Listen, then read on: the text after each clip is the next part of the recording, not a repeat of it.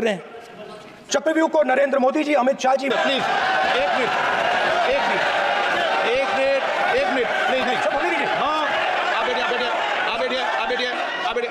माननीय सदस्य, आप संवैधानिक पद पर हैं। आपके कई माननीय सदस्यों ने यहाँ पर मुझे लिख कर दिया है कि जो माननीय सदस्य का सदस्य नहीं है उसका नाम नहीं लें। आपने लिख के दिया है। जो मुझे एक सेकंड, हाँ मैं आपको फैक्ट बताता हूँ, फिर आप मुझे करेक्ट कर दीजिए।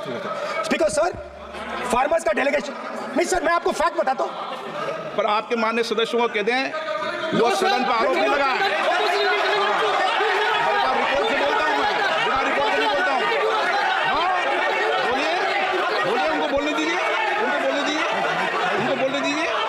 आप बोलने दीजिए उनको।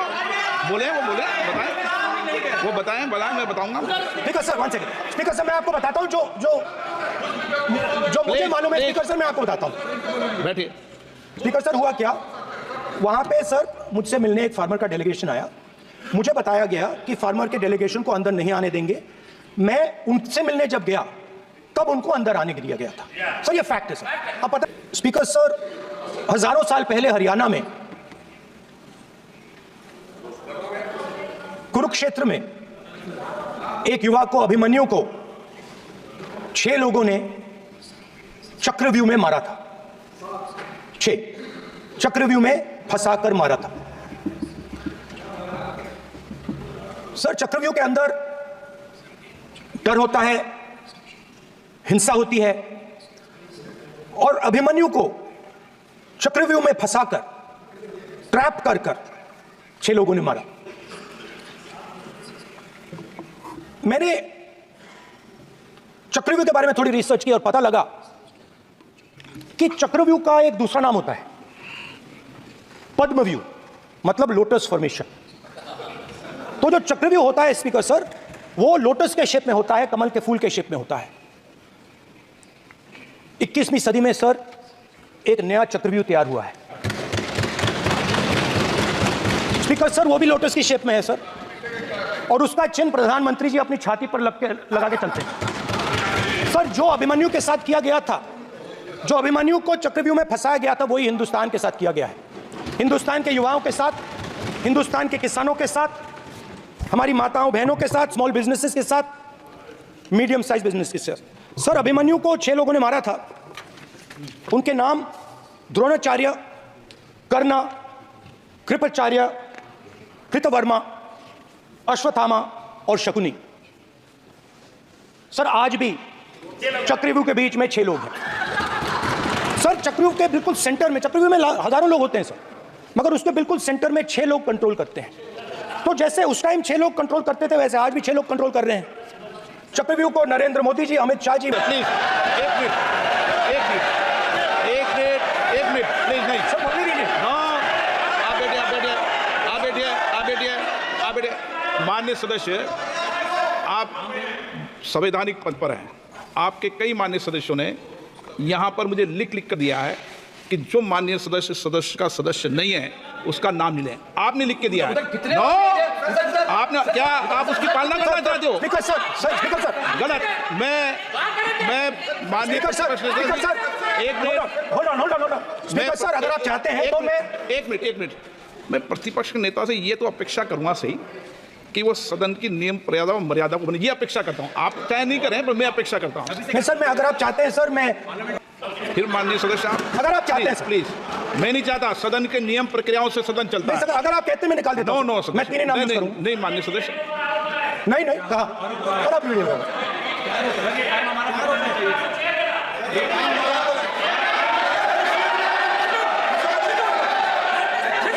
आप मत उठिए सब प्लीज, ये आप समझाइए।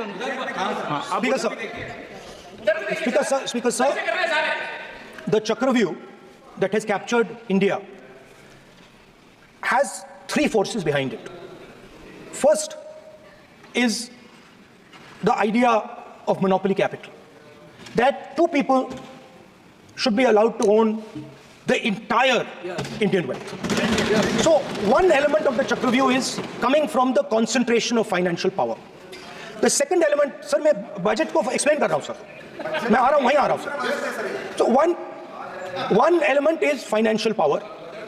The second element is the institutions, the agencies, CBI, ED, Income Tax Department of this nation, and the third is the political executive.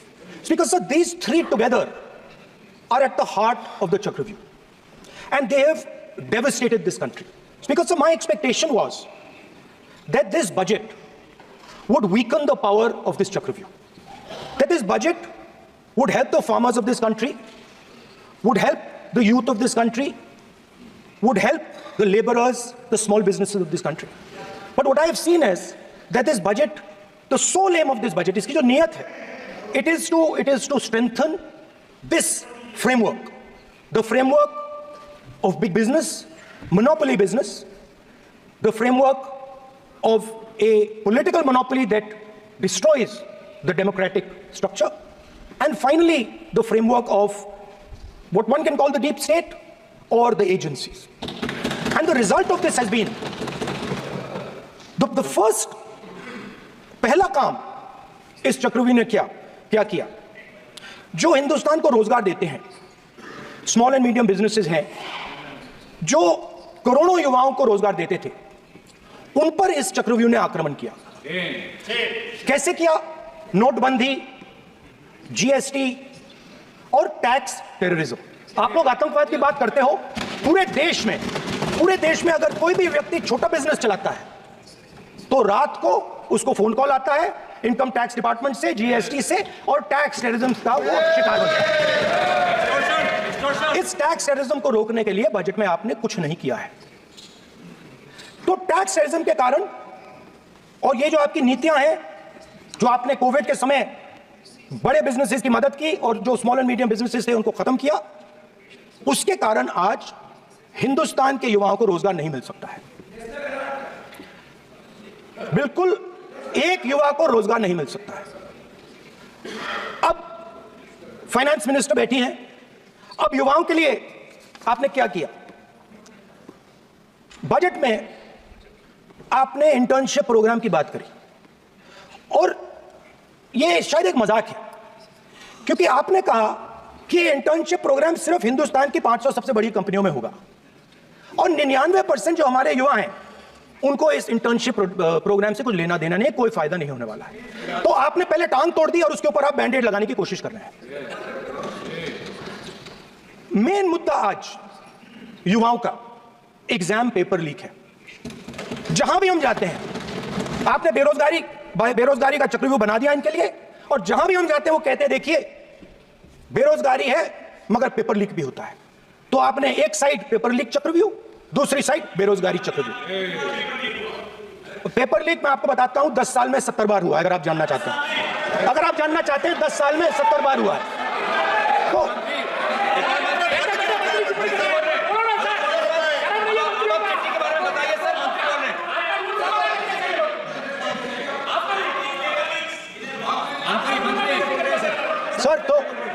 Sir तो पेपर लीक के बारे में फाइनेंस मिनिस्टर ने बजट में एक शब्द नहीं कहा है। युवाओं के लिए पेपर लीक सबसे जरूरी मुद्दा है, उन्होंने एक शब्द नहीं कहा है पेपर लीक के बारे में। एक बार उन्होंने पेपर लीक नहीं कहा, और उल्टा जो एजुकेशन बजट में पैसा देना चाहिए था वो आपने 20 साल में सबसे कम पैसा दिया है। 2.5% of budget is gone to education. Sir दूसरी तरफ आपने आपकी नहीं मानते सर, ये रनिंग कमेंट्री कर रहे हैं सर।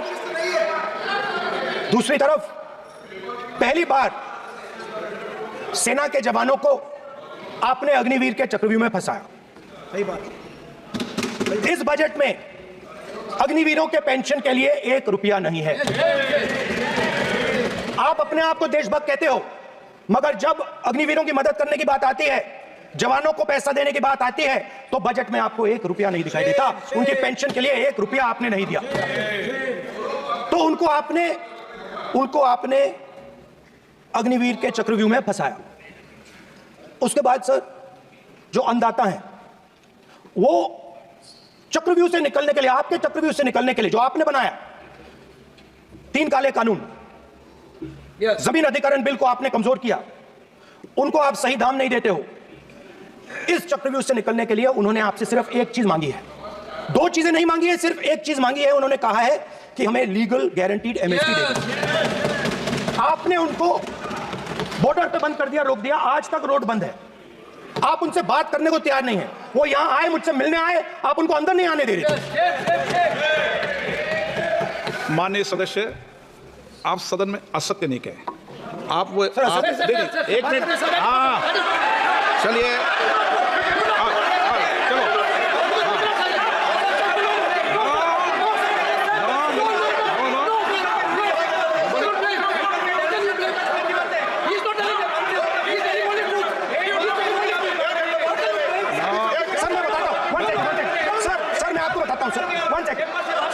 फैक्ट बताता हूं सर, जो मुझे एक सेकंड, मैं आपको फैक्ट बताता हूं, फिर आप मुझे करेक्ट कर दीजिए। स्पीकर सर, फार्मर्स का डेलीगेशन, नहीं सर, मैं आपको फैक्ट बताता हूं। पर आपके माननीय सदस्यों को कहते हैं वो सदन पर आरोप नहीं लगा है। रिपोर्ट से बोलता हूं मैं, बिना रिपोर्ट के नहीं बोलता हूं। बोलिए, बोलिए, उनको बोलने दीजिए, उनको बोलने दीजिए, उनको बोलने दीजिए, आप बोलने दीजिए उनको, बोले, वो बोले, बताएं, वो बताएं, मैं बताऊंगा। Speaker sir, one second, speaker sir, मैं आपको बताता हूं जो मुझे मालूम है। स्पीकर सर, मैं आपको बताता हूं। बैठिए। स्पीकर सर, हुआ क्या, वहां पे सर मुझसे मिलने एक फार्मर का डेलीगेशन आया। मुझे बताया गया कि फार्मर के डेलीगेशन को अंदर नहीं आने देंगे। मैं उनसे मिलने जब गया तब उनको अंदर आने के दिया गया था। सर ये फैक्ट है सर। अब पता नहीं कोई मिसकम्युनिकेशन हुआ, वो अलग बात है, बट फैक्ट ये है कि जब मैं मीडिया के साथ वहां गया तब दरवाजे पार्लियामेंट के, संसद के उनके लिए खुले, उससे पहले वो बंद थे। ठीक, और ये आप उनसे भी पूछ लीजिए सर। प्लीज, नो, प्लीज, एक मिनट, प्लीज, आपने विषय उठाया इसलिए मैं बोल रहा हूं।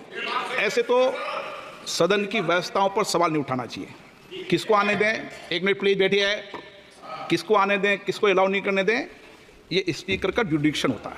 नंबर एक, जब ये सूचना आई आप मिले, उनसे अंदर मिले, लेकिन उसमें एक सदन की मर्यादा का उल्लंघन हुआ कि कभी भी सदन में माननीय सदस्य के अलावा दूसरा कोई व्यक्ति बाइट नहीं दे सकता। हाँ, और आपकी मौजूदगी में बाइट दी, ये क्लियर करना चाहता हूँ। सर ये टेक्निकलिटी है सर, ये मुझे मालूम नहीं थी, कोई बात नहीं। बट सर प्लीज, नो, माननीय आप मत बोलिए, आपके नेता बोल रहे हैं।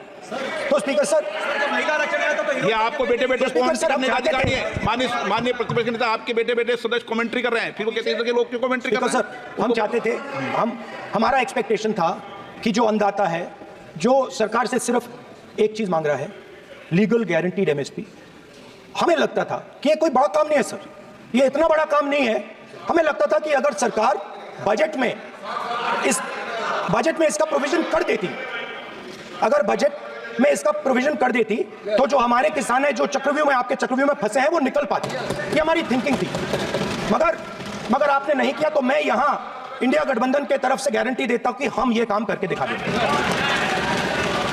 जो आपने अपने बजट में नहीं किया, वो मैं हिंदुस्तान के सब किसानों से कहना चाहता हूं, गारंटीड लीगल एमएसपी हम इस सदन में पास करके आपको देंगे।